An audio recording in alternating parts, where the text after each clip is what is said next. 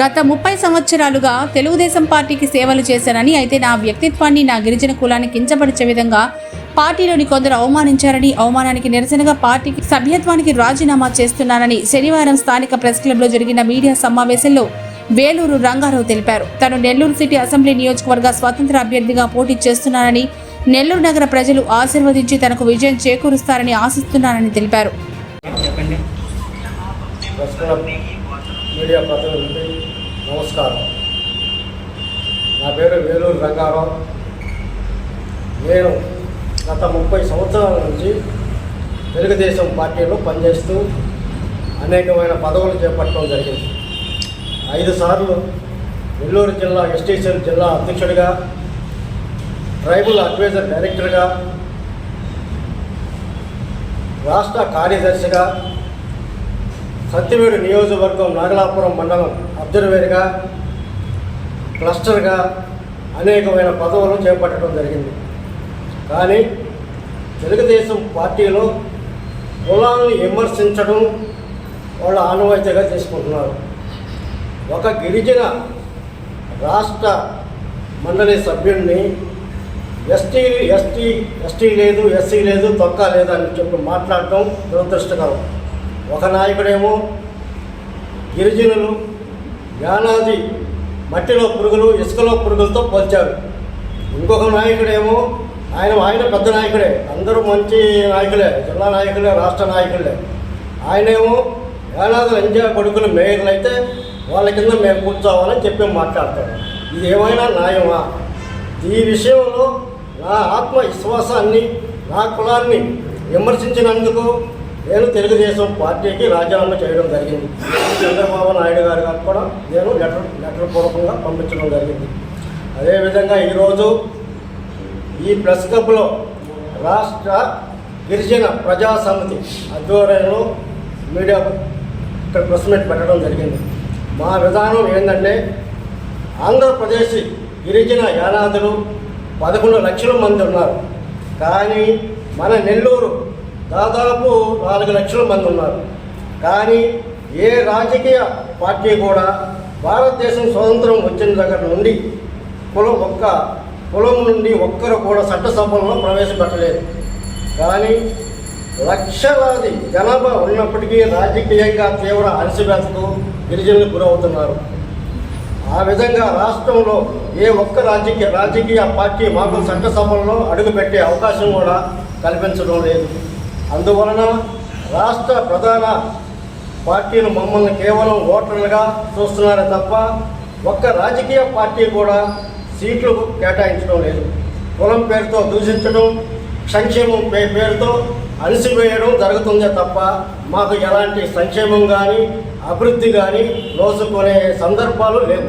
రాష్ట్రంలో ఏ గిరిజన కాలనీ అని ఎత్తుకోండి, ప్రజలు ఈ విధంగా అనేకమైన ఇబ్బందులు పడుతున్నారు. కానీ రాజకీయ పార్టీలు మాత్రం సొల్లు కాచుకుంటూ చెప్తుంటారు, ఎస్సీలకు అది చేసాము, ఎస్టీలకు ఇది చేసినాము. ఈ రోజుకి ఏ గిరిజన కాలనీలు అభివృద్ధి చెందిన సందర్భాలు లేవు. ఎక్కడైనా సరే చూసుకోండి మీరు. కానీ మేము ఒక గిరిజన యానాది మేలుకో మన ఓట్లు మనమే చేసుకోవాలి, మన పరిపాలన మనమే సాగించాలి అనే ఒక నినాదంతో గిరిజన ప్రజా సమితి ఆధ్వర్యంలో యానాదుల చట్టసభల్లో అడుగుపెట్టడమే లక్ష్యంగా గిరిజన యానాదులు నివసించే ప్రాంతాల ఉమ్మడి నెల్లూరు జిల్లాలో అసెంబ్లీ స్థానాల్లో పార్లమెంటు గిరిజన అభ్యర్థులు పెట్టేదానికి మా గిరిజన ప్రజా సమితి సిద్ధమైంది. దానికి ప్రజలంతా కూడా, స్నేహితులు, బంధువులు మొత్తం కూడా, రాష్ట్ర ప్రజా ప్రతినిధులు కూడా మాకు ఓట్లేసి గెలిపిస్తారని చెప్పి మేము ఆశిస్తున్నాం. నమస్కారం. జిల్లా అధ్యక్షుడిగా పనిచేస్తున్నాను. అదేవిధంగా వెనలకంటి రాఘవయ్య గిరిజన యానాది సేవా సంఘంలో రాష్ట్ర ప్రధాన కార్యదర్శిగా పనిచేస్తున్నాను. ముందుగా పత్రికేయులందరికీ నా యొక్క నమస్కారాలు తెలియజేసుకుంటూ, ఈరోజు ఎస్టీలు గిరిజనులు అనేటువంటి వారు వేలూరు రంగారావు గారు చెప్పినట్టు రాష్ట్ర స్థాయిలో 11 లక్షల మంది జనాభా ఉంటే కనీసం జనాభా ప్రాతిపదికన ఎక్కడ కూడా రాజకీయ పరంగా ఎటువంటి పదవులు కానీ, నామినేటెడ్ పదవులు కానీ, కనీసం జడ్పీటీసీ, ఎంపీటీసీ, సర్పంచులకు కూడా మమ్మల్ని ఆ యొక్క రాజకీయంలో రాణించకుండా అణగదొక్కే పరిస్థితులు ఈరోజు ఇటు వైసీపీ ప్రభుత్వం కానీ, తెలుగుదేశం ప్రభుత్వం కానీ, ఏ ప్రభుత్వం అయినా కూడా మాపై అణగదొక్కే ప్రయత్నాలు జరుగుతూ ఉన్నాయి.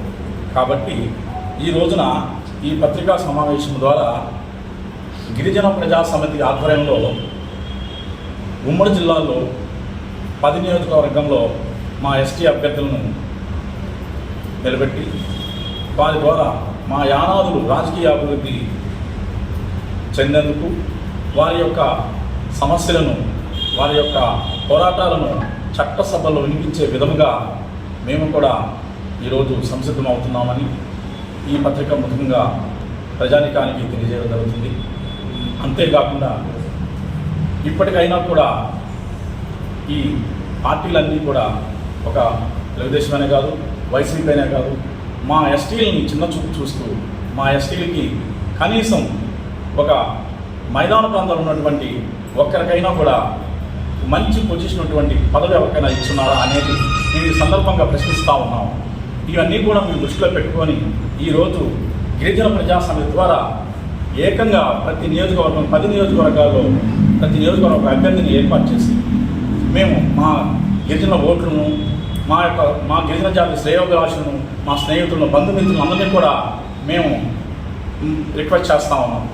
మేము నిలబెట్టినటువంటి అభ్యర్థికి సపోర్ట్ చేస్తూ ఈ ఎన్నికల్లో మాకు గుర్తింపు తెచ్చి మమ్మల్ని ఒక ఈ రాజకీయ అభివృద్ధిలో ముందుకు తీసుకెళ్లే విధంగా ప్రయత్నిస్తారని ఈ సందర్భంగా నేను అందరినీ కూడా కోరుతా ఉన్నాను.